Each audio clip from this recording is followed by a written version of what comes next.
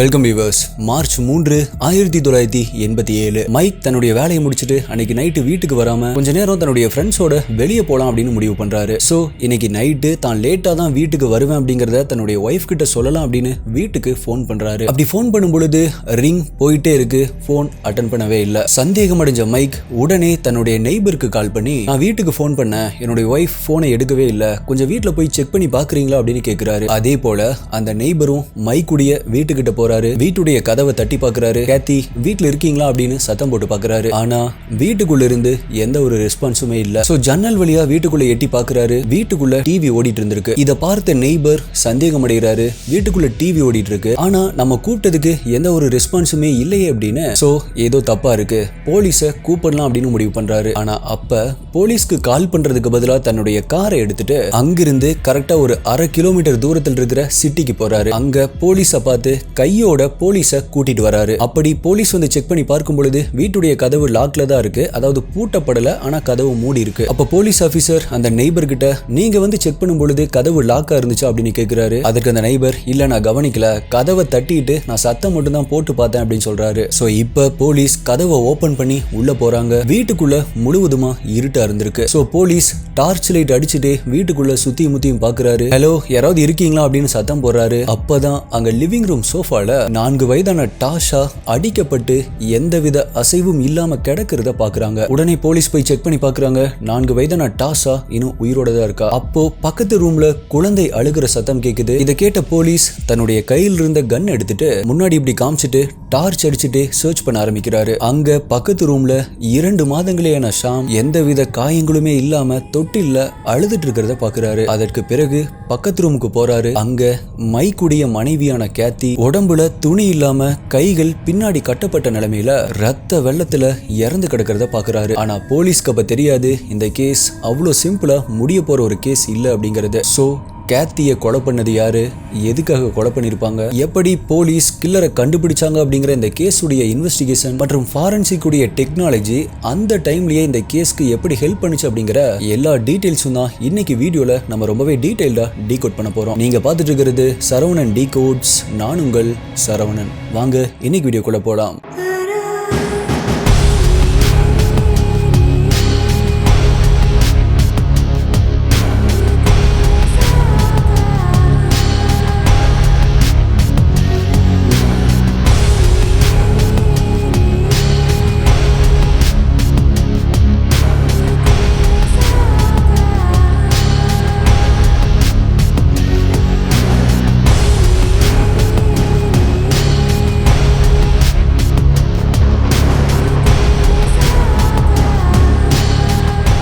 இந்த உலகத்துல ரொம்பவே முக்கியமான 2 டாபிக்ஸ் இருக்கு. இது உங்களுக்கு பிடிச்சிருக்கோ இல்லையோ, ஆனா கண்டிப்பா உங்களுக்கு தேவைப்படுற 2 முக்கியமான டாபிக்ஸ். அது என்ன அப்படின்னா, ஒன்னு ஹெல்த், 2வது மணி. ஹெல்த் அப்படிங்கிறது முக்கியம் தான், ஆனா அதை பார்த்துக்கவே பணம் தேவை. எல்லாருமே கண்டிப்பா உங்களுடைய லைஃப்ல ஒரு நாள் இப்படி யோசிச்சிருப்பீங்க, எப்படி பணக்காரன் ஆகிட்டே இருக்கான், ஆனா நம்ம எவ்வளவுதான் உழைச்சாலுமே சேலரி பர்சன் மிடில் கிளாஸ் பீப்புளுடைய லைஃப் அப்படியே தான் இருக்கு, இதை மாத்தவே முடியாதா அப்படின்னு. சரி, ஓகே, இப்போ உங்ககிட்ட ஒரு 10 லட்சம் இருக்கு அப்படின்னு வச்சுக்கலாம். அதை வச்சு நீங்க என்ன பண்ணுவீங்க, ரிச் பர்சன் என்ன பண்ணுவாரு, அதுதான் இங்க மேட்டரு. இத ரொம்பவே தெளிவா சொல்ற புக் தான் சைக்காலஜி ஆஃப் மணி. இந்த புக் சம்மரியை குக்கு எஃப்எம்ல ஆடியோ ஃபார்மேட்ல, அதுவும் தமிழ்ல தான் கேட்டேன். குக்கு எஃப்எம்ல இந்த மாதிரியான பல புக்ஸை ஆட் பண்ணிட்டே வருவாங்க. ஒரு வருஷம் ஃபுல்லா இந்த மாதிரி எக்கச்சக்கமான புக்ஸை கேட்கறதுக்கு 399 ரூபாய் மட்டும்தான். ஆனா நம்ம சேனல் சப்ஸ்கிரைபர்ஸ் T50 அப்படிங்கிற இந்த ஆஃபர் கோட் யூஸ் பண்ணா 399 ரூபாயிலிருந்து 200 ரூபாய் டிஸ்கவுண்ட் ஆகி வெறும் 199 ரூபாய்க்கு உங்களுக்கு கிடைக்கும். ஆஃபர் கோட் மற்றும் ஆப் உடைய லிங்க் டிஸ்கிரிப்ஷன் மற்றும் பின்னாடி கமெண்ட்ல கொடுத்திருக்கேன், யூஸ் பண்ணிக்கோங்க. சோ இந்த மாதிரி வேற ஏதாவது ஒரு புக் தமிழ்ல ஆடியோ ஃபார்மேட்ல உங்களுக்கு வேணும் அப்படின்னா ரிக்வெஸ்ட் ஃபார்மும் கீழே கொடுத்திருக்காங்க, அதுல நீங்க ரிக்வெஸ்ட் பண்ணலாம். குக்கு எஃப்எம் கேளுங்க, மனதிற்கு பிடித்ததை. இந்த வீடியோல நான் சொல்ற யூடியூப்ல காமிக்க முடியாத இமேஜஸ் மற்றும் வீடியோஸ் எல்லாமே நம்மளுடைய டெலிகிராம் குரூப்ல தான் அப்டேட் பண்ணுவேன். ஆல்ரெடி 1,10,000 சப்ஸ்கிரைபர்ஸ் நம்மளுடைய டெலிகிராம் குரூப்ல ஜாயின் பண்ணிட்டாங்க. நீங்க இன்னும் ஜாயின் பண்ணல அப்படின்னா அபிஷியல் டெலிகிராம் குரூப் உடைய லிங்க் டிஸ்கிரிப்ஷன் பின்னாடி கமெண்ட்ல கொடுத்திருக்கேன், அதுல ஜாயின் பண்ணி செக் பண்ணி பாருங்க.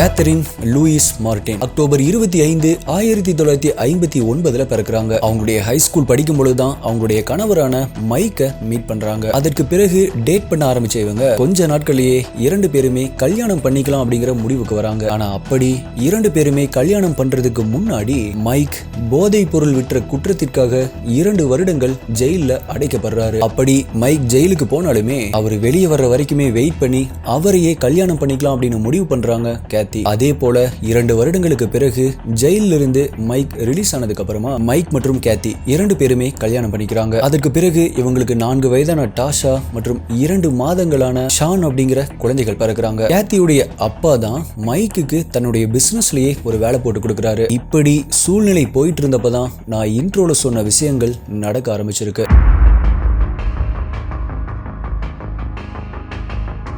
கிரைம் சீனுக்கு வந்து பார்த்த போலீஸ் ஆபீசர் உடனடியா ஆம்புலன்ஸை கூப்பிடுறாரு. 4 வயதான டாஷா மற்றும் கேத்தி எல்லாருமே ஹாஸ்பிட்டலுக்கு எடுத்துட்டு போகப்படுறாங்க. கொஞ்ச நேரத்திலேயே கேத்தியுடைய அப்பா அங்க கிரைம் சீனுக்கு வராரு. குழந்தைகள் எங்க அப்படின்னு சொல்லிட்டு கேட்கிறாரு. போலீஸ் அவரை ஹாஸ்பிட்டலுக்கு போய் பார்க்க சொல்றாங்க. அப்படி கேத்தியுடைய அப்பா ஹாஸ்பிட்டலுக்கு போய் வெயிட் பண்ண ஆரம்பிக்கிறாரு. அப்படி அவர் அங்க வெயிட் பண்ணிட்டு இருக்கும் பொழுதுதான் டிவியில ஒரு நியூஸ் வருது. அந்த நியூஸை பார்த்து தான் கேத்தியுடைய அப்பாவுக்கு தெரியும் தன்னுடைய மகள் கேத்தி இறந்து போயிட்டா, கொலை செய்யப்பட்டுட்டா அப்படிங்கிறது. இதை பார்த்து ஷாக்கான தாங்க முடியாத கேத்தியுடைய அப்பா ஹாஸ்பிட்டலுக்கு வெளியே வராரு. தன்னுடைய மகளை நினைச்சு அழுக ஆரம்பிக்கிறாரு. இப்பதான் கேத்தியுடைய ஹஸ்பண்டான மைக், அதாவது தன்னுடைய ஃப்ரெண்ட்ஸ் கூட வெளியே போறதா பிளான் போட்டுட்டு அத வீட்டுக்கு கால் பண்ணி சொல்லலாம் அப்படிங்கிறப்பதான் இதெல்லாமே கண்டுபிடிக்கப்பட்டுச்சு இல்லையா, அவரு அங்க கிரைம் சீனுக்கு வராரு.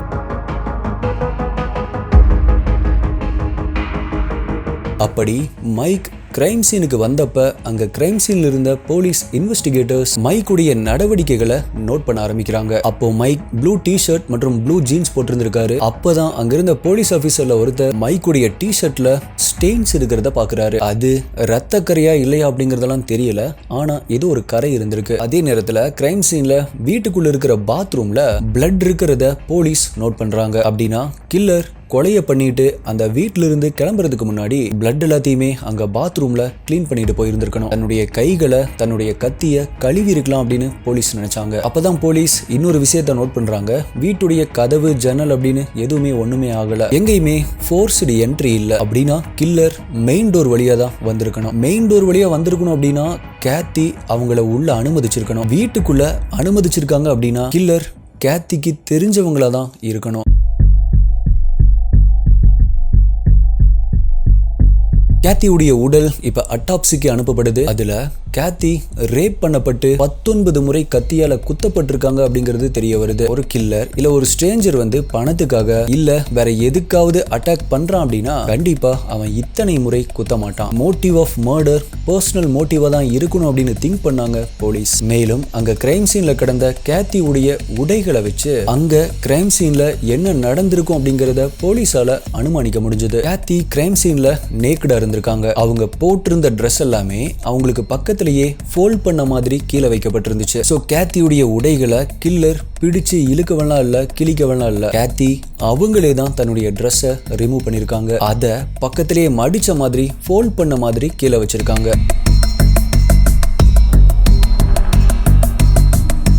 போலீஸ் என்ன நினைச்சாங்க அப்படின்னா உள்ள வந்த கில்லர் கேத்திய மிரட்டி என்ன சொன்னாலும் செய்யணும் அப்படின்னு மிரட்டி, இல்லனா உன்னுடைய பொண்ணை கொன்னுருவேன் அப்படின்னு 4 வயதான டாஷாவை அடிச்சு காமிச்சு நான் எல்லாத்துக்குமே ரெடியா தான் வந்திருக்கேன் அப்படின்னு கேத்திக்கு பயத்தை காமிச்சு கேத்தியுடைய ட்ரெஸ் எல்லாத்தையுமே கலட்ட வச்சிருப்பான். தன்னுடைய குழந்தைகளுக்கு எதுவுமே ஆயிடக்கூடாது அப்படின்னு பயந்து போன கேத்தி அவன் சொல்றதை கேட்டு அவன் கேட்கிற மாதிரி தன்னுடைய ட்ரெஸ் எல்லாத்தையுமே கலட்டிருப்பாங்க. அதனாலதான் ட்ரெஸ் எல்லாமே தூக்கி வீசப்படாம ஃபோல்ட் பண்ண மாதிரி ஒரே இடத்துல கீழே வைக்கப்பட்டிருக்கு அப்படின்னு போலீஸ் திங்க் பண்ணாங்க. இப்ப கில்லர் அதற்கு பிறகு பக்கத்தில் இருந்த லேம்புடைய ஒயரை கட் பண்ணி அந்த ஒயரால கேத்தியுடைய கைகளை பின்பக்கமா கட்டிட்டு கேத்திய ரேப் பண்ணி மொத்தமா 19 முறை கத்தியால குத்தி இருக்கான். தன்னுடைய குழந்தைகளை காப்பாற்ற கடைசியில தன்னுடைய உயிரையே விட்டிருக்காங்க கேத்தி.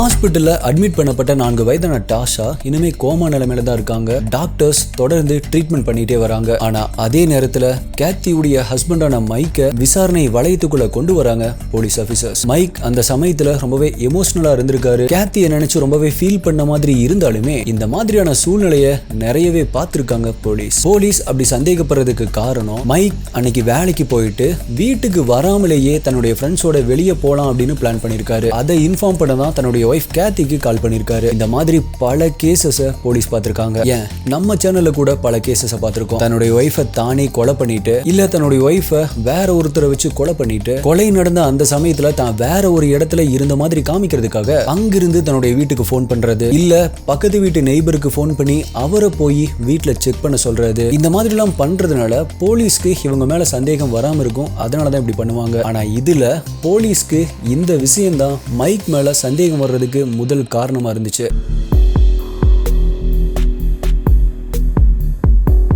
போலீஸ் எப்பவுமே ஒரு குற்றம் நடந்துச்சு அப்படின்னா ஃபர்ஸ்ட் விசாரணை வளையத்துக்குள்ள கொண்டு வர்றது அவங்களுடைய ஃபேமிலி அண்ட் ஃப்ரெண்ட்ஸ் தான். அவங்க கிளியர் ஆனதுக்கு அப்புறமா தான் மத்தவங்களையே சஸ்பெக்ட் லிஸ்ட்ல ஆட் பண்ணுவாங்க. ஆல்ரெடி சொன்ன மாதிரி கேத்தியுடைய ஹஸ்பண்டான மைக் அங்க கிரைம் சீனுக்கு வரும்பொழுது ரொம்பவே பதட்டத்தோட இருந்திருக்காரு. மேலும் அவருடைய டி ஷர்ட்ல சில ஸ்டெயின்ஸ் மாதிரி இருந்துச்சு இல்லையா, சோ அந்த டி ஷர்ட்டை செக் பண்றதுக்காக ஃபாரன்சிக் லேபுக்கு அனுப்புறாங்க. அது மட்டும் இல்ல, சந்தேகப்படுற மாதிரியான சில ஸ்டெயின்ஸ் டிம் ராபின்சன் காருடைய ஃப்ளோர் மேட்ல இருக்கிறதையும் நோட் பண்றாங்க. இந்த டிம் ராபின்சன் வேற யாரும் இல்ல, கேத்தியுடைய வீட்டை ஒரு நெய்பர் செக் பண்ணிட்டு போலீஸ்க்கு கால் பண்ணாம தன்னுடைய காரை எடுத்துட்டு போய் போலீஸை கையோட கூட்டிட்டு வந்தார் இல்லையா அந்த நெய்பர், அவருடைய பெயர் தான் டிம் ராபின்சன்.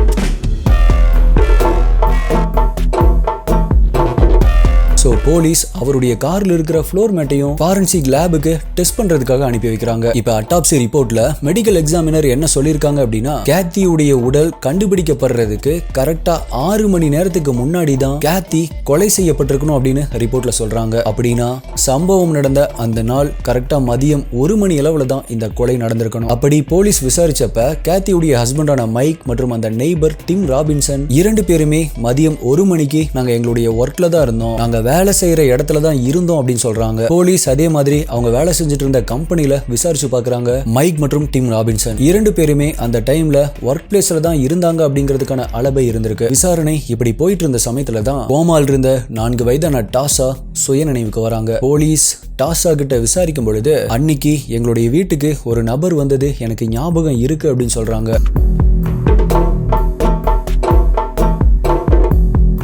அப்போ போலீஸ் அது யாரு, உனக்கு அவங்கள தெரியுமா அப்படின்னு சொல்லிட்டு கேட்கும் பொழுது டாஷா என்ன சொல்லியிருக்கா அப்படின்னா, அந்த நபர் என்ன அட்டாக் பண்ணும் பொழுது அவனுடைய முகத்தை அவனுடைய ஒரு கையை இப்படி வச்சு மறைச்சிட்டு தான் அட்டாக் பண்ணியிருக்கான். கில்லர் எதுக்காக அவனுடைய முகத்தை மறைச்சிட்டு அட்டாக் பண்ணணும்? விச் மீன்ஸ் அந்த கில்லருக்கு டாஷாவை தெரியும், டாஷாவிற்கும் அந்த கில்லரை தெரிஞ்சிருக்கணும். சோ தன்னுடைய ஃபேஸை டாஷா கண்டுபிடிச்சிடக்கூடாது அப்படிங்கிறதுக்காக தான் தன்னுடைய ஃபேஸை மறைச்சிட்டு அட்டாக் பண்ணியிருக்கான். டாஷாவால அப்ப முகத்தை பார்க்க முடியல. ஆனா டாஷா சொன்ன அடையாளம் அந்த நபருக்கு எல்லோ ஹேர் இருந்துச்சு அப்படிங்கிறது தான், அதாவது பிளாண்ட் ஹேர் இருந்திருக்கு. இதை வச்சு பார்க்கும் பொழுது போலீஸ் இப்ப சஸ்பெக்டா நினைக்கிற கேத்தியுடைய ஹஸ்பண்டான மைக்குக்கு பிளாண்ட் ஹேர் இல்ல, அதே மாதிரி நெய்பரான டிம் ராபின்சனுக்கும் பிளாண்ட் ஹேர் இல்ல. அப்ப போலீஸ் வேற ஏதாவது உனக்கு ஞாபகம் இருக்கா, வேற ஏதாவது அடையாளம் இருக்கா அப்படின்னு டாஷா கிட்ட கேக்குறாங்க. ஆனா இதை தவிர வேற எதையுமே டாஷாவால சொல்ல முடியல, வேற எதுவுமே ஞாபகம் இல்ல.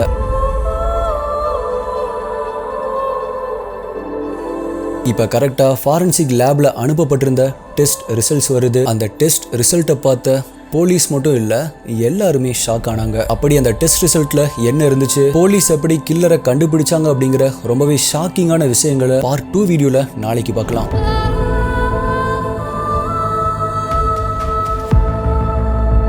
ஸோ எஸ்டி இன்வெஸ்டிகேட்டர்ஸ் அது வரைக்குமே உங்களுடைய கணிப்பு என்ன? கில்லர் யாரா இருக்கலாம் அப்படின்னு நீங்க சந்தேகப்படுறீங்க? அது கேத்தியுடைய ஹஸ்பண்டான மைக்கா, இல்ல நெய்பரான டிம் ராபின்சனா, இல்ல இவங்க 2 பேருமே சேர்ந்து தான் கேத்தியை கொலை பண்ணிருப்பாங்களா? நீங்க யாரை சஸ்பெக்ட் பண்றீங்க அப்படிங்கறத மறக்காம கீழே கமெண்ட் பண்ணுங்க. நீங்க யாரை சஸ்பெக்ட் பண்றீங்க அப்படிங்கறத மறக்காம கீழே கமெண்ட் பண்ணுங்க. உங்களுடைய பெஸ்டான கமெண்ட் அடுத்த வீடியோல வரும். பார்ட் 2 வீடியோல மீட் பண்றேன். நன்றி, பாய்.